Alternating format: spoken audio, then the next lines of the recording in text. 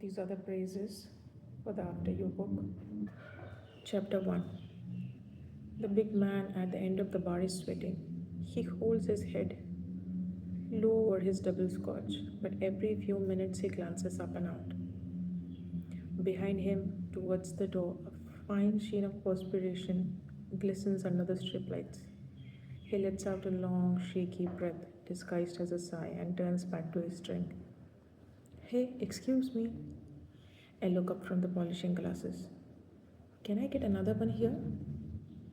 I want to tell him it's really not a good idea, that it won't help, that it might even put him over the limit. But he's a big guy and it's 15 minutes till the closing time. And according to the company guidelines, I have no reason to tell him no, so I walk over, take his glass, and hold it up to the optic. He nods at the bottle. Double, he says, and slides a fat hand down his damp face. That will be £7.20, please. It's a quarter to 11 on a Tuesday night, and the Shamrock and Clover, East City Airport's Irish-themed pub, which is as Irish as Mahatma Gandhi, is winding down for the night. The bar closes 10 minutes after the last plane takes off. And right now it's just me, an intense young man with a laptop, the cackling women at table 2, and a man nursing a double Jameson's waiting for either the SC-107 to Stockholm or the DB-224 to Munich. The latter has been delayed for 40 minutes.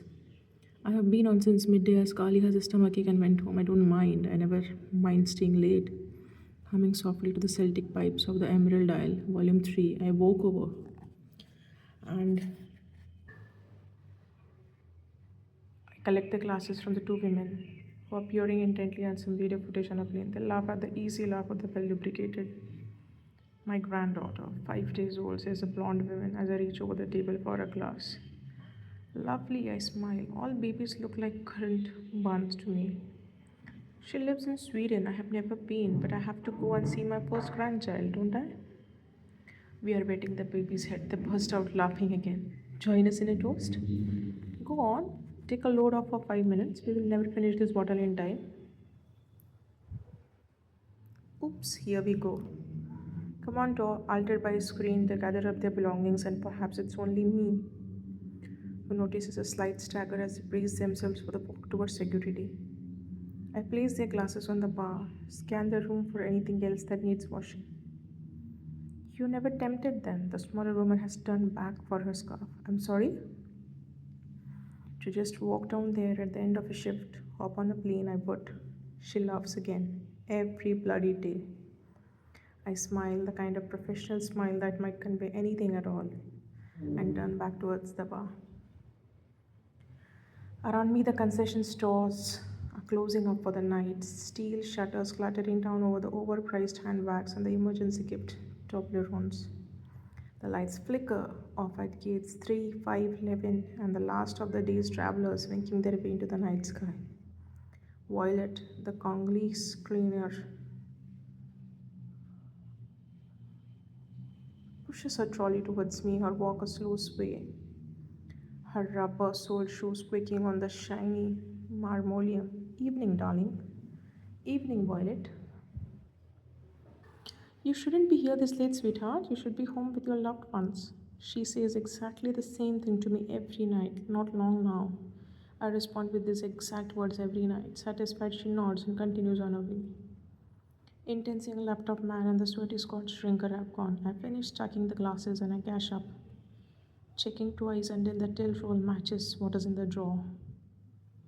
I note everything in the ledger, check the pumps, jot down what we need to reorder. It is then that I notice the big man's coat is still over his bar stool. I walk over and I glance up at the monitor. The flight to Munich would just be boarding if I felt inclined to run his coat down to him. I look again, then walk slowly to the gents. Hello, anyone in here? The voice that emerges is strangled, bears a faint edge of hysteria. I push the door. The Scotch drinker is bent low over the sinks, splashing his face. His skin is chalk white.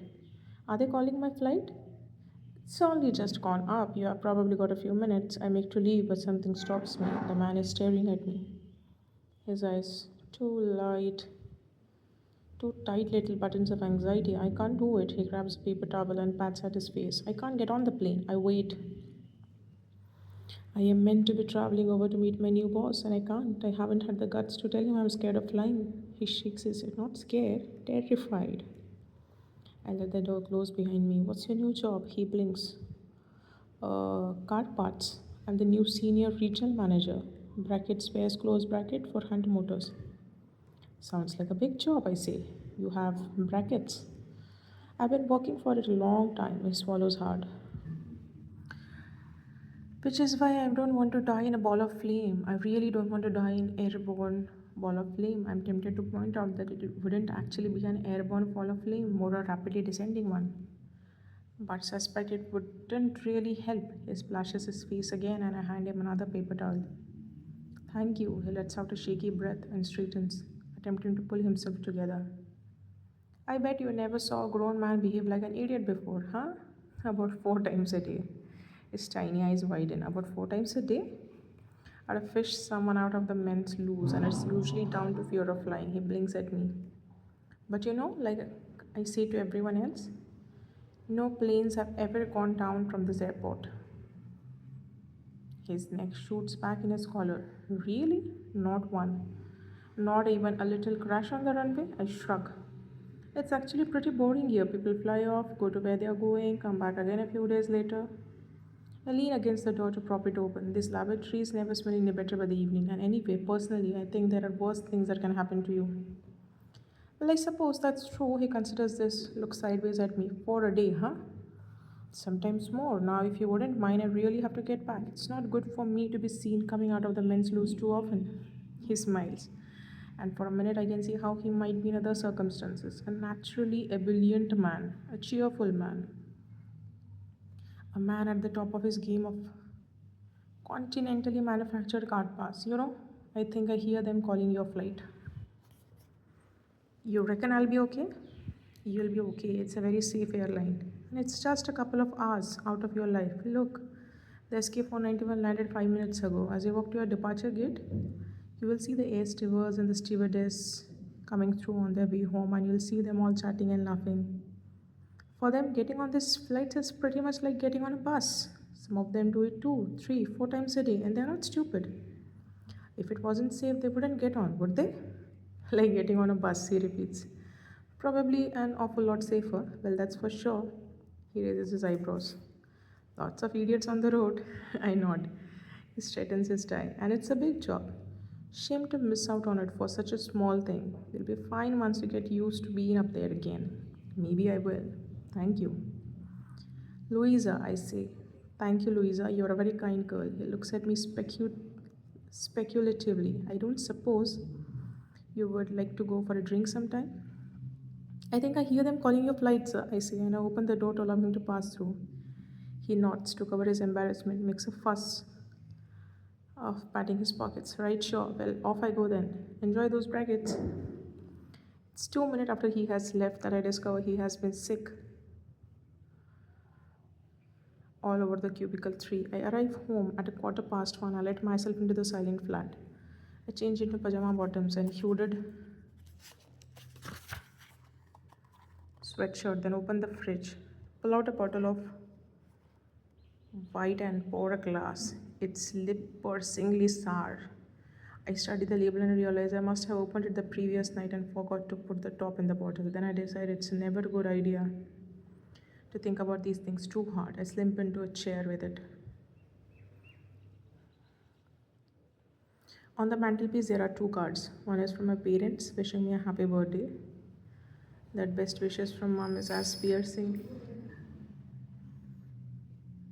The best wishes from mom is as piercing as any stab wound. The other is from my sister suggesting she and Tom come down for the weekend. It is 6 months old. Two voicemails on my phone, one from the dentist, one not. Hi Louisa, it's Jed here. We met in the Dirty Duck. Well, we hooked up, muffled, awkward laugh. It was just, I enjoyed it. Thought maybe we could do it again. You got my digits. When there is nothing left in the bottle, I consider buying another, but I don't want to go out again. I don't want Samir at the 24-hour grocery to make one of his jokes about my endless bottles of Pinot Grigio. I Don't want to have to talk to anyone. I'm suddenly bone weary, but it is a kind of head buzzing exhaustion that tells me if I go to bed, I won't sleep. I think briefly about Jared that he had oddly shaped fingernails. Am I bothered about oddly shaped fingernails? I stare at the bare walls of the living room and I realize suddenly what I actually need is air. I really need air. I open the hall window and climb unsteadily up to the fire escape until I am on the roof. The first time I came up, 9 months previously, the estate agent showed me how the previous tenants had made a small terrace garden up there, dotting around the few late planters and a small bench. It's not officially yours, obviously, he would say, but yours is only flat with direct access to it. I think it's pretty nice. You could even have a party up here. I had gazed at him, wondering if I really looked like the kind of person who held parties. The plants have long since withered and died, and apparently not very good at looking after things. Now I stand on the roof, staring out at London's winking darkness below. Around me, a million people are living, breathing, eating, arguing. A million lives completely divorced from mine. It is a strange sort of peace. The sodium lights glitter as the sounds of the city filter up into the night air. Engines revving, doors slamming. Several miles south, the distant, brutalist thump of a police helicopter is its beam scanning the dark for some vanished miscreant in a local park. Somewhere in the distance, a siren, always a siren. Won't take much to make this feel like home, the estate agent had said. I had almost laughed. The city feels as alien to me as it always has, but then everywhere does these days. I hesitate, then take a step out onto the parapet. My arms lifted out to the side, a slightly drunken tightrope walker. One foot in front of the other, edging along the concrete. The breeze making the hairs on my outstretched arms prickle when I first moved down here, when it all hit me hardest. I would sometimes dare myself to walk from one end to the other of my block. When I reached the other end, I would laugh into the night air. You see, I'm here, staying alive, right out on the edge. I'm doing what you told me. It has become a secret habit. Me, the city skyline, the comfort of the dark, the anonymity, and the knowledge that up here nobody knows who I am. I lift my head, feeling the night breezes, hearing laughter below, the muffled smash of the bottle breaking, the traffic sneaking up towards the city. The traffic sneaking up towards the city, seeing the endless red stream of tail lights and automotive blood supply. Only the hours between 3 and 5 a.m. are relatively peaceful, the drunks having collapsed into bed, the restaurant chefs having peeled off their whites, the pubs having barred their doors. The silence of those hours is interrupted only sporadically by the night tankers, the opening up of the Jewish bakery along the street, the soft thump of the newspaper delivery vans dropping their paper bales. I know the subtlest moments of the city because I no longer sleep. Somewhere down there, a lock-in is going on in the White Horse, full of hipsters and East Enders, and a couple are arguing outside. And across the city, General Hospital is picking up the pieces of the sick and the injured, and those who have just scraped through another day. Up here is just the air, the dark, and somewhere the FedEx freight flight from LHR to Beijing. Countless travelers like Mr. Scott shrink on their way to somewhere new. 18 months? 18 whole months? So when is it going to be enough? I say into the darkness, and there it is. I can feel it up boiling up again, the unexpected anger. I take 2 steps along, glancing down at my feet because this doesn't feel like living. It doesn't feel like anything. 2 steps, 2 more. I will go as far as the corner tonight. You didn't give me a bloody life, did you? Not really. You just smashed up my old one. Smashed it into little pieces. What am I meant to do with what's left? When it is going to be? When is it going to feel? I stretch out my arms, feeling the cool night air against my skin. I realize I'm crying again. Fuck you, Will, I whisper. Fuck you for leaving me. Grief wells up again like a sudden tide, intense, overwhelming, and just as I feel myself sinking into it, a voice says from the shadows, I don't think you should stand there. I half turn and catch a flash of small, pale face on the fire escape, dark eyes wide open. In shock, my foot slips on the parapet, my weight suddenly the wrong side of the drop. My heart lurches a split second before my body follows, and then, like a nightmare, I'm weightless in the abyss of the night air, my legs flailing above my head as I hear the shriek that may be my own crunch, and then all is black.